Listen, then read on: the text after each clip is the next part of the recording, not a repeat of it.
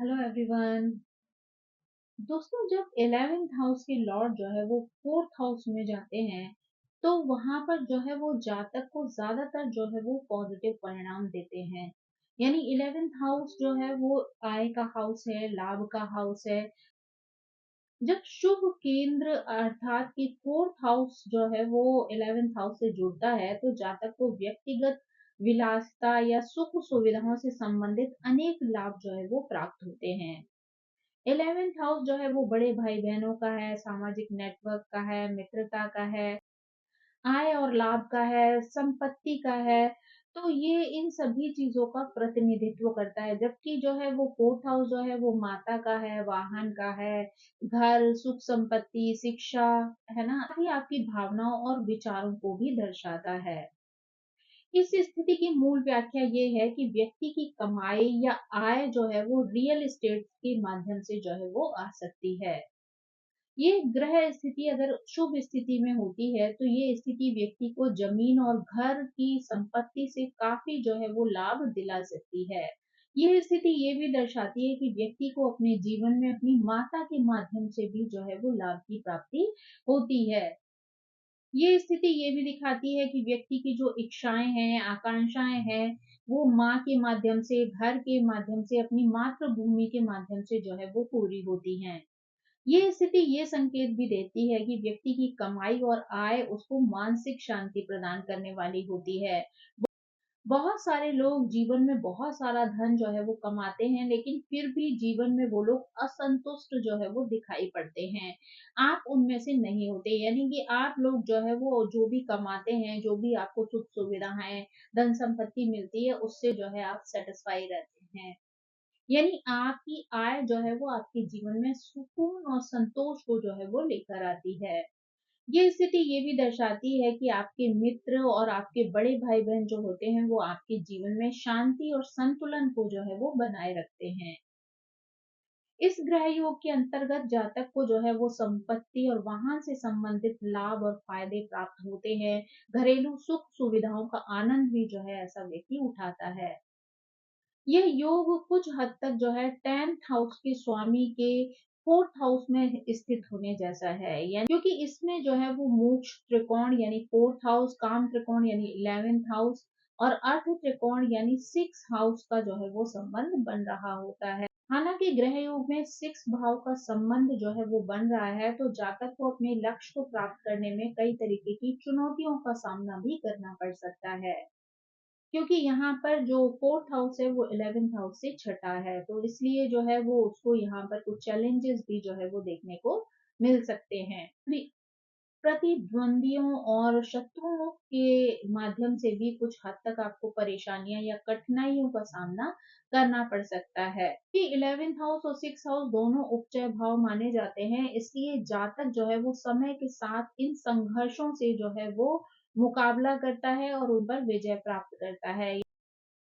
क्योंकि 11th house और 6th house दोनों ही उपचय भाव माने जाते हैं, इसलिए जातक समय के साथ अपने इन संघर्षों पर विजय प्राप्त करेगा और 11th हाउस की शक्ति को भी बढ़ाएगा। ये ग्रह योग जो है वो मातृ पक्ष के संबंधों और माता के माध्यम से भी लाभ देने के लिए अच्छा माना जाता है। इनकी माता जो है वो सामाजिक रूप से सम्मानित व्यक्ति होती हैं, साथ ही चरित्र से वो बहुत ज्यादा दृढ़ होती हैं।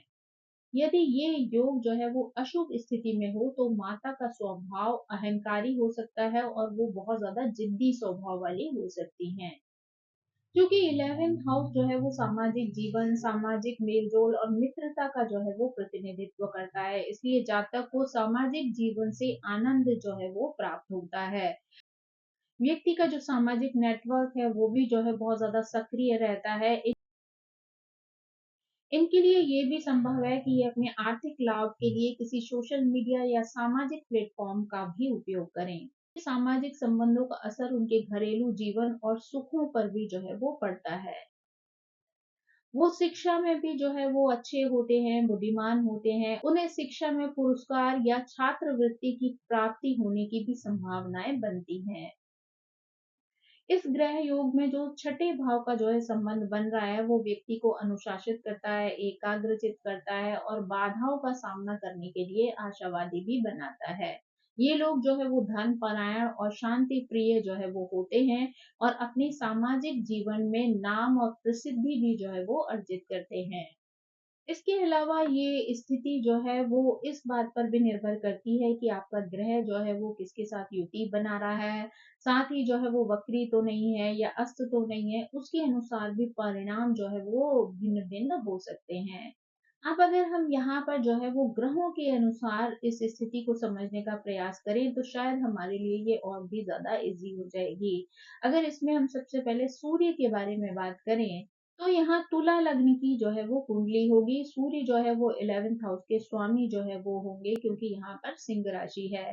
साथ ही वो चतुर्थ भाव में मकर राशि में जो है वो स्थित हो जाएंगे। कि यहाँ पर सूर्य जो है वो अपनी शत्रु राशि में है, तो ये स्थिति आपको स्थानीय सरकार में पद और सरकारी संस्थाओं में अधिकार व कानून के माध्यम से जो है वो लाभ दिला सकती है। लेकिन ये स्थिति माता-पिता के साथ संबंधों को जो है वो खराब कर सकती है। सूर्य जिस भाव में होते हैं उस भाव में जो है वो कुछ ना कुछ जो है वो जला देते हैं, यानी उसकी एनर्जी को जो है वहाँ पर नुकसान पहुँचाते हैं। इसलिए ये स्थिति जो है वो माँ के साथ संबंधों को भी जो है वो खराब कर सकती है।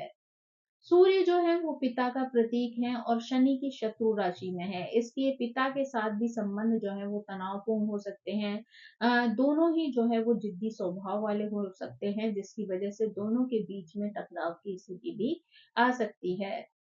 अब अगर हम जो है वो चंद्रमा के बारे में बात करें तो यहाँ पर कन्या लग्न की कुंडली होगी। चंद्रमा जो है वो 11th हाउस में कर्क राशि की वजह से लॉर्ड बन के धनु राशि में 4th हाउस में स्थित होंगे।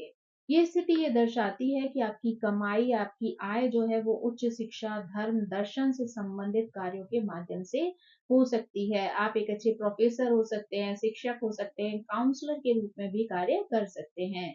ये स्थिति ये भी दिखाती है कि आपकी माँ, आपके बड़े भाई-बहन, आपके जो मित्र हैं, वो भी आपको आपके जीवन में जो है वो उच्च ज्ञान की प्राप्ति करवाते हैं।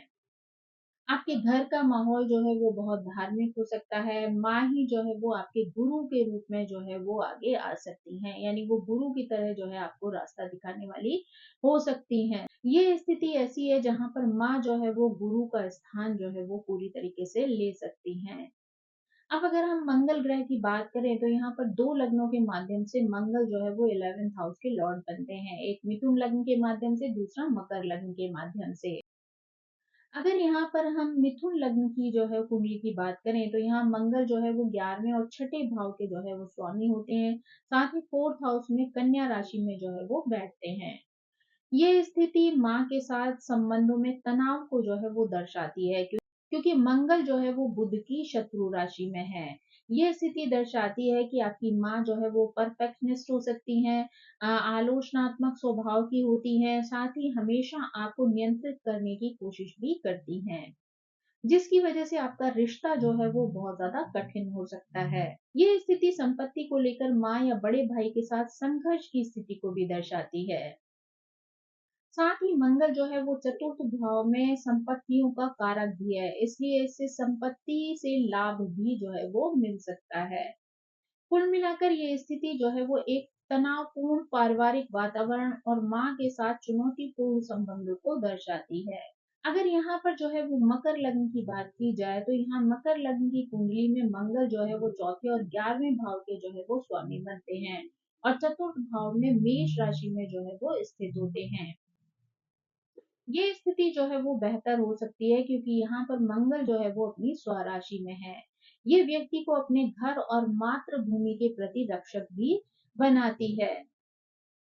यहाँ माँ के साथ जो संबंध है वो थोड़े से आक्रामक और तीखे भी हो सकते हैं, लेकिन ये स्थिति दर्शाती है कि घर में जो भी बहस या मतभेद हो वो घर के हित और सुधार के लिए ही जो है वो होती है। इसका अर्थ ये है कि लोग जो है वो सामूहिक भलाई या अच्छे मकसद के लिए जो है वो एक दूसरे से लड़ जाते हैं। ये व्यक्ति को माँ से या फिर रियल एस्टेट से जो है वो बहुत लाभ की प्राप्ति करा सकता है। साथ ही ये स्थिति जो है वो व्यक्ति को रक्षा या सुरक्षा के क्षेत्र में कार्य करने की संभावना को भी जो है वो बताता है। अगर हम अब बुध ग्रह के बारे में बात करें तो बुध जो है वो 2 लग्नों के माध्यम से जो है वो 11th हाउस के लॉर्ड बन सकते हैं। एक सिंह लग्न के माध्यम से, दूसरा वृश्चिक लग्न के माध्यम से। अगर सिंह लग्न की कुंडली की बात करें तो बुध जो है वो 11th हाउस और सेकंड हाउस जो है इनके स्वामी बनते हैं। साथ ही चतुर्थ भाव में जो है वो वृश्चिक राशि में बैठते हैं। ये व्यक्ति जो है वो गुप्त विद्याओं से और रहस्यमयी क्षेत्रों में काउंसलर के रूप में जो है वो कार्य कर सकता है। ये व्यक्ति जो है वो रहस्यवाद के माध्यम से जो है वो कमाई करता है। घर का माहौल भी जो है वो पूरी तरीके से गुप्त विद्या और रहस्यमय जानकारियों से भरा हुआ होता है। यहाँ केवल जो है वो ज्योतिषी होने की बात नहीं कही जाती है, बल्कि यहाँ पर तंत्र विद्या या काली विद्याएं जो होती हैं, उनमें भी ये व्यक्ति जो है वो शामिल हो सकता है। और घर का माहौल जो है वो बहुत संवादात्मक होता है, साथ ही गहराइयों से भरा हुआ होता है। अगर अब हम वृश्चिक लग्न की बात करें तो यहाँ पर जो है बुध 8वें और 11वें भाव के स्वामी बनते हैं और चतुर्थ भाव में कुंभ राशि में जो है वो स्थित होते हैं। ये स्थिति व्यक्ति को वैज्ञानिक अनुसंधान के क्षेत्र में कार्य करने के लिए प्रेरित करती है। साथ ही तकनीकी या नवाचार से जो है वो जोड़ती है, यानी टेक्नोलॉजी के जो इनोवेशंस होते हैं उनसे जो है वो आपको जोड़ती है। साथ ही आपको एक बहुत कुशल व्यक्ति के रूप में जो है वो दर्शाती है। यहाँ कमाई और आय का जो स्रोत है वो सामाजिक कल्याण या सामूहिक हित के लिए कार्य करने से जो है वो जुड़ा हुआ हो सकता है। बुध जो है वो परामर्श का भी कारक है, इसलिए आप एक अच्छे काउंसलर भी बन सकते हैं। साथ ही विज्ञान या चिकित्सा के क्षेत्र में भी कार्य कर सकते हैं। अगर बुध जो है वो पूर्वा भाद्रपद नक्षत्र में हो तो ये स्थिति जो है वो आध्यात्मिक काउंसलर बनने की संभावना को भी बढ़ा देती है। लेकिन कुल मिलाकर अगर कहा जाए तो ऐसा व्यक्ति समाज में बदलाव लाने के उद्देश्य से जो है वो परामर्श देता है। यानी यहाँ पर व्यक्ति जो है वो सिर्फ अपनी ग्रोथ के बारे में नहीं सोचता, बल्कि समाज में लोगों की ग्रोथ को लेकर भी जो है वो सहायता करता है। अब अगर हम जो है वो शुक्र ग्रह के बारे में बात करें तो यहाँ पर हम 2 लग्नों से जो है वो जुड़ते हैं। यानी एक कर्क लग्न से और धनु लग्न से। ये दोनों इन दोनों लग्न में शुक्र जो है वो 11th हाउस के लॉर्ड बनते हैं। अगर हम सबसे पहले कर्क लग्न के बारे में बात करें तो यहाँ पर शुक्र जो है वो 11th हाउस और 4th हाउस के जो है वो स्वामी होते हैं। 4th हाउस में जो है वो तुला राशि में स्थित होते हैं। यहाँ शुक्र जो है वो अपनी ही राशि में है, इसलिए माँ, पत्नी, भाई-बहन और दोस्तों के साथ जो है मिलना-जुलना इनका बहुत अच्छा होता है और उनकी वजह से इन्हें लाभ की प्राप्ति भी होती है। व्यक्ति का घर यहाँ पर बहुत सुंदर और सुसज्जित हो सकता है, उसे घर सजाने का जो है वो बहुत ज़्यादा शौक हो सकता है। ये स्थिति किसी व्यक्ति के लिए जो है होम डेकोरेटर या इंटीरियर डेकोरेटर के रूप में जो है वो बहुत अच्छी रह सकती है। यानी व्यक्ति जो है इस क्षेत्र में अगर कार्य करता है तो भी उसको बहुत अच्छी सफलता मिल सकती है। जीवन में जो है वो धन की कमी जो है इस व्यक्ति को कभी भी नहीं रहती है। घर का जो वातावरण होता है वो शांत होता है, सुखद होता है। जैसा कि जो है वो हमेशा होता है कि ग्रह अगर अच्छी स्थिति में होते हैं तो वो व्यक्ति को जो है वो बहुत अच्छे पॉजिटिव रिजल्ट प्रदान कर सकते हैं। अब अगर जो है वो धनु लग्न के बारे में बात की जाए तो यहाँ पर शुक्र छठे और 11वें भाव के जो है वो स्वामी होते हैं और 4th हाउस में मीन राशि में जो है वो स्थित होते हैं। यानी यहाँ पर जो है वो उच्च के हो जाते हैं। ये स्थिति जो है वो और भी बेहतर हो सकती है क्योंकि शुक्र यहाँ पर अपनी उच्च राशि में मौजूद हैं। यानी यहाँ पर व्यक्ति शुक्र से संबंधित सभी फलों को जो है वो एंजॉय करता है। अच्छे घर, अच्छा रहन-सहन, सुख-सुविधाओं को जो है वो एंजॉय करता है। साथ ही जो है शुक्र अपनी श्रेष्ठ स्थिति में है, इसलिए अत्यधिक फल जो है यहाँ पर शुक्र से संबंधित व्यक्ति को प्राप्त होते हैं।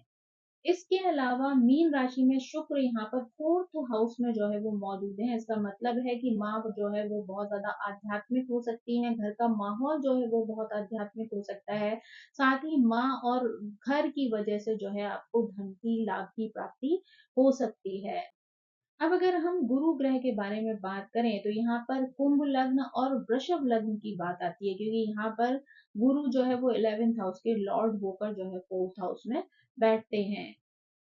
अब अगर हम यहाँ पर कुंभ लग्न की कुंडली की बात करें तो यहाँ पर गुरु जो है वो 11वें और दूसरे भाव के जो है वो स्वामी होते हैं। फोर्थ हाउस में वृषभ राशि में जो है वो स्थित होते हैं। ये एक ऐसी स्थिति होती है जहाँ पर माता ही जो है वो गुरु के समान व्यवहार करती है, यानी सही रास्ता दिखाने का कार्य जो है वो माँ का ही होता है। साथ ही ये स्थिति ये भी दर्शाती है कि व्यक्ति को अपनी माता की वजह से जीवन में बहुत सारे लाभों की प्राप्ति होती है, क्योंकि गुरु जो है वो हर चीज को बढ़ाने वाले होते हैं। इसलिए यहाँ पर माँ के प्रति जो प्रेम है या उनसे मिलने वाला जो लाभ है वो भी उम्र के साथ साथ जो है वो बढ़ता जाता है। ये स्थिति ये भी दर्शाती है कि व्यक्ति का घर जो है वो बहुत बड़ा और भव्य हो सकता है। साथ ही ये स्थिति जो है वो माँ, घर, मातृभूमि से जो है वो कमाई को भी दर्शाती है। यहाँ पर व्यक्ति का धन जो है वो धीरे धीरे ग्रो करता है। व्यक्ति जो है वो एक फाइनेंशियल एडवाइजर हो सकता है, प्लानर हो सकता है, गुरु के रूप में जो है वो लोगों को मोटिवेट भी कर सकता है। अब अगर हम यहाँ पर वृषभ लग्न की कुंडली की बात करें तो यहाँ पर गुरु जो है वो 8वें और 11वें भाव के स्वामी होते हैं। साथ ही फोर्थ हाउस में सिंह राशि में जो है वो स्थित होते हैं। यहाँ पर गुरु जो है वो अपनी मित्र राशि में है, इसलिए स्थिति काफी हद तक जो है वो अच्छी रहती है। उसके परिणाम जो है वो बहुत अधिक प्रभावशाली होते हैं। माता की वजह से व्यक्ति को बहुत सारे लाभ होते हैं, लेकिन यहाँ पर सिंह राशि है जो क्रिएटिविटी, मीडिया और आर्ट्स की राशि है, इसलिए व्यक्ति की अपनी क्रिएटिविटी भी जो है वो बहुत ज्यादा बढ़ती है और उसकी वजह से भी व्यक्ति जो है लाभ कमा सकता है। यानी व्यक्ति जो है वो मीडिया के क्षेत्र में काम कर सकता है, आर्ट से संबंधित कोई कार्य कर सकता है, वहां से भी उसको धन की प्राप्ति हो सकती है।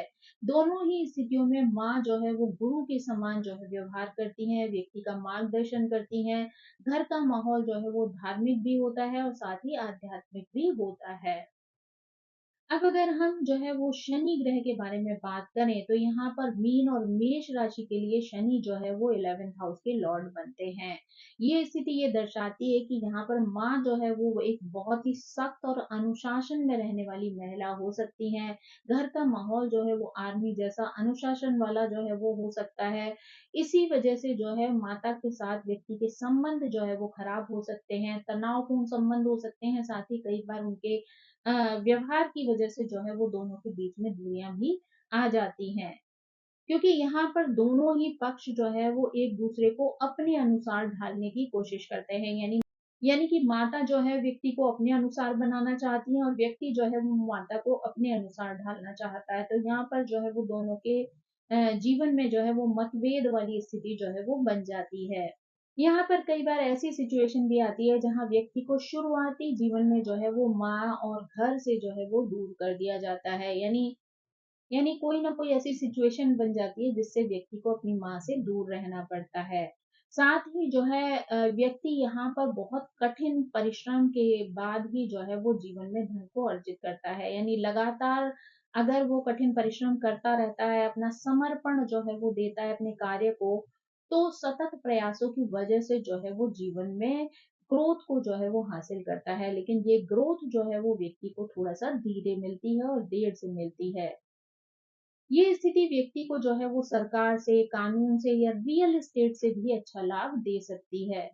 लेकिन इसके लिए व्यक्ति को लगातार जो है वो कड़ी मेहनत करनी पड़ती है। यानी बिना मेहनत के जो है यहाँ पर व्यक्ति को कुछ नहीं मिलता। अगर शनि जो है यहाँ पर मेहनत के ग्रह हैं तो बिना मेहनत के आपको जीवन में कुछ भी हासिल नहीं होता है। लेकिन अगर आप सतत जो है वो प्रयासरत रहते हैं, मेहनत करते हैं, तो एक ना एक दिन उसके अच्छे रिजल्ट जो है वो आपको प्राप्त हो जाते हैं। आपकी कमाई में जो है वो धीरे धीरे ग्रोथ होती है, यानी धीरे धीरे करके जो है वो आपके जीवन में पैसा बढ़ता है। घर की स्थितियां हो या आपकी कमाई हो या माँ के साथ जो है आपके संबंध हो, वो ज्यादातर चीजें जो है वो 30 वर्ष के बाद भी सुधरना आरंभ होती हैं। यानी 30 वर्ष के बाद शनि के पॉजिटिव रिजल्ट जो है वो आपको मिलना शुरू हो जाते हैं, क्योंकि यहाँ पर शनि जो है वो मैच्योर हो जाते हैं और वो आपके अंदर भी जो है वो मैच्योरिटी का गुण जो है वो भर देते हैं। तो इसी वजह से आपके सोचने समझने का नजरिया भी जो है वो परिवर्तित हो जाता है, जिसकी वजह से चीजें जो है वो पॉजिटिव होना शुरू हो जाती हैं।